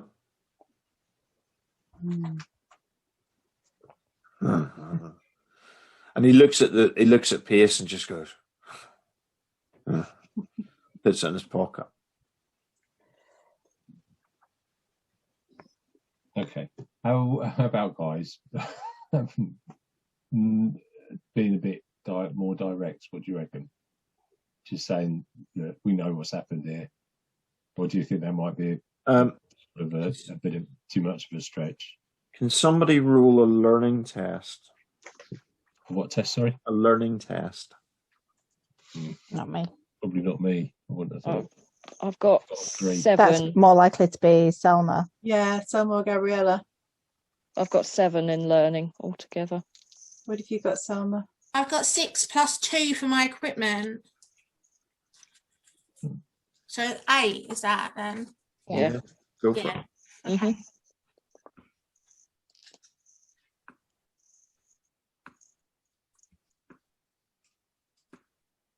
So I've got 1, 2, 3 6s. Okay, so what that tells you is that the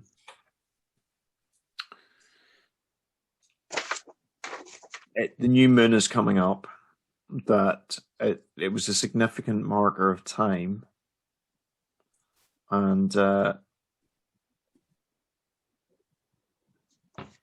yeah, and also you start to think a little bit. So how many successes did you get? 3. Okay. If you've got a pencil, this might be helpful at this point. There's a lot of information coming your way, okay? Just to warn you guys. So you're reminded of, I'm not going to tell you all of this until you're away from these guys, but you will need to get away from these guys, because it'll only make sense. You'll understand why whenever I tell you what the information is. So I think I might have a bit of a funny turn, because I do get these visions and fevers, and I might have to be taken out because I become quite hysterical, and she just needs to go outside, is what everybody will say, and they'll hurry me out. to be honest, it's late at night now. We've had a lovely evening, but I've an early morning tomorrow. There's a big ship coming in tomorrow, and I need to be there, because you've seen the men that work in this place. You wouldn't trust them with 10 pence, let alone your livelihood, or 10 krona. So we shall. I'm afraid I'm going to have to call it a night. If you want to, Mother, the guest rooms aren't being used.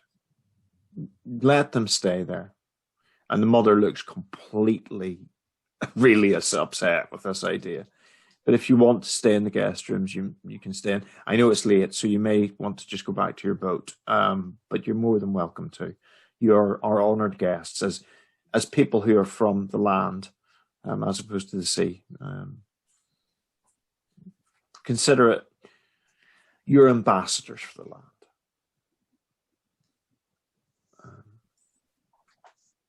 So it's up to you. And he leads you out to the door. I definitely would like to stay. I don't want to share a boat with a ragabond. A ragabond. You might want to think. You might want to think about that in a minute. Okay. But Astrid had the vision of not wanting us on the sea. So okay. Let me tell you what you know. Okay. Right. What do we know? I think we might actually get to the end of this tonight. I'll wait until Selma's nearby, because there's a lot coming. So basically, because there were 3 successes, that's a significant kind of too much information, really, which is why we might get through this. Meeting the herring baron and his family reminds you of old folk tales about mermaids. There's something about them. It's said that they rule over the seas and the creatures living in the deep. It happens that fishermen catch mermaid children in their nets and are raised as humans. Such sea children never stop longing for the sea, often growing up to be excellent swimmers and fishermen. Now, seafarers would be wise to give mermaids offerings. She may repay with such acts with favourable winds or huge catches of fish, or punish those who fail to give her what she wants by sending storms or placing icebergs in her path. Some mermaids require human sacrifice. Those who throw the wrong things into the sea may have their ship attacked by a giant sea monster summoned from the deep. Mermaids can also enchant humans with their song. Mermaids dread metal. Those under her spell can regain control of themselves if their bare skin touches steel. So there's a lot there. So if you want to ask any questions, feel free. Did you say anything about what they like? Because I know you said they hate metal. It's not specified, but some require human sacrifice, and normally those would be alive.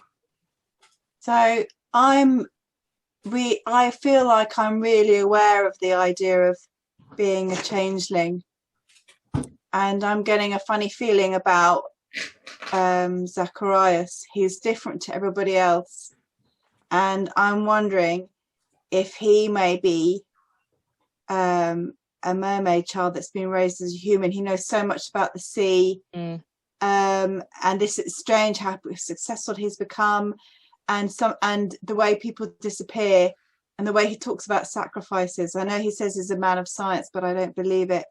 So if he had other people under his spell, is that likely? Could he have other people under his spell, or possibly he's under some spell, but not if he's a changeling? I mean, I'm not going to answer. I'm wondering if you can. I'm wondering if you can. So you can press somebody with metal and they come out of the spell. Mm-hmm. And it was it steel? What type of metal was it? Steel.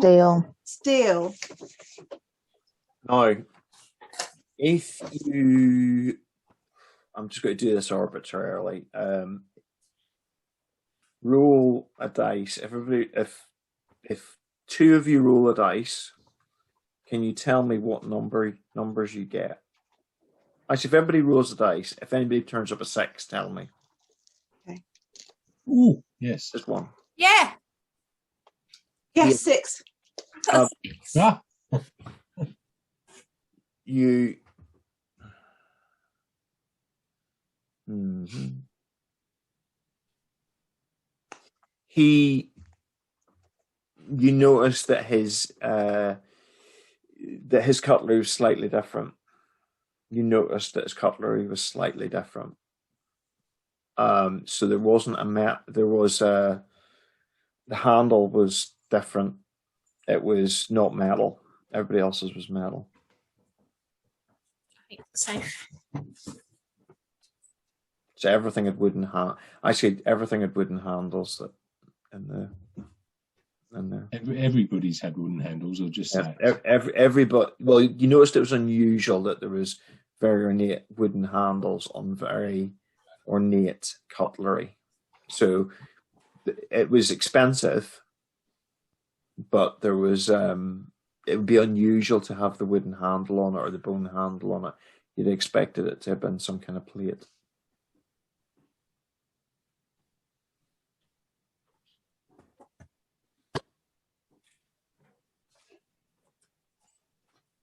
So is our next move to maybe stab somebody with a fork? It's very late at night.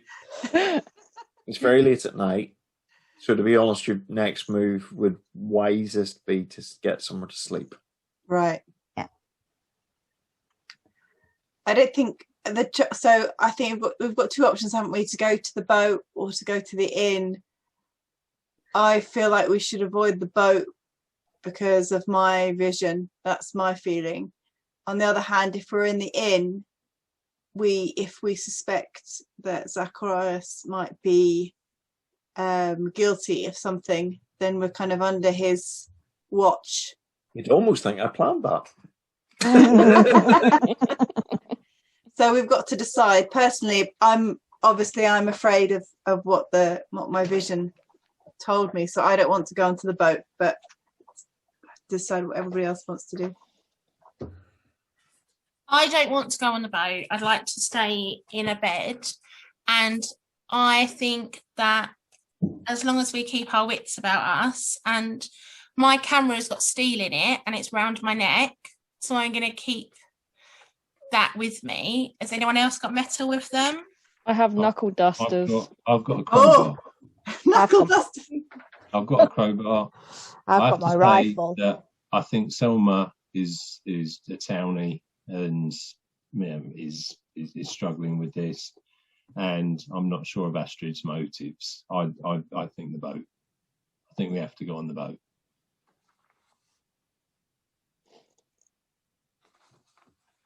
Very sad.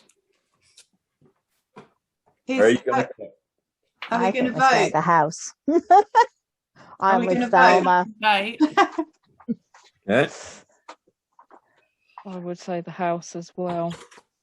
Okay, so it looks like it's going to be the house unless Rasmus sleeps in the boat on his own. Can you We do can that? stay. We No, could that's watch. You could fine. do, Rasmus. Maybe you've got it right and we've got it wrong. No. Thanks. No, that's fine. We'll do the house, but I think we need to keep Darn. watch. We need to see. Ah. Darn! Keep watch. Someone keep watch. Take it in turns. We'll keep watch. I guess though. Wait, hang on. Oh, come on, Astrid. I'm afraid, but I mean, we could split up, or if we want to catch this, if we think it is the sea, maybe you should override me because, first of all, sometimes I could be wrong. Secondly, if we want to confront whatever monster it is, then they're in the sea. We've been traveling traveling all day. We've traveled a long way today, and we've had a long day talking to people. Can we fight anything now, or would we be better resting? But are we going to get better rest in the? I don't think we're going to get to the end of this mission tonight. I thought we were. I don't think we're going to get any rest. I think, to be honest with you, if we stay in the house, we can't rest because we have to keep our eyes open because I feel like they're going to slit our throats in our sleep or something. They already are onto us and what we're after, which is to find out who killed Carl Eric. Let's go for the boat then. Okay. So you go to sleep wherever you go. Which one are you doing? Boat or? I've changed my vote. So I'm for boat. I'm for boat. Selma's going to bed. I was like, forget it. Selma's like, I'm on. I'll reluctantly go with the others. Because boat. Because you're knackered and you just want to get bed. The thing is, I'm starting to really like Rasmus, and I'm starting to think that maybe everything that he says is right. No. I just want to protect Selma. Definitely hiding something. Okay, so you. Oh, this is going to be interesting. So you go to sleep, and basically, who's on watch? Is anybody on watch in the boat? The dog. Who's got good observation? The dog. Let's put them on. It's absolutely fine if the dog's on watch. That's Yeah, the dog's really good. He's very good at very vigilant. I'll take watch. I'll do my observation. So I've got like the empathy, and I've got extra observation. So okay. So the rest of your sleep, you all suffer a terrible nightmare. The exact same nightmare. What? The room you're sleeping in is filled from the roof down with salt water that reeks of rotten seaweed and algae. You're unable to move, and you've got to make a fear test. Ooh. Uh, Can I use my talent in the fear test? You can. So your fear test is going to be either logic or empathy. So it's going to be just a straight 4 or whatever. You can use your advantage if you really want to at this point. I'm going to let you use your advantage if you want to. But I would say you might want to get this. So logic or empathy, Yep. not logic and empathy. Yep. And no other dice on it except for talents or the advantage if you want to use it. Okay. How many times can talents be used again? Is it just once? I think you can use. It depends on the talent. Some of them can only be used once. Some of them can be used more than that. I'm not sure off the top of my head. I'll check for the next time. I think I might. No, it's fine. I was thinking about using my talent, but I won't. It's fine. Okay. I was wondering if I could use it. You get two successes. Yeah. That's good. I got one. I got 2 6s. 6s, 1 6. Yeah. This is the point where Gabriella's fantastic dice rolling kicks in.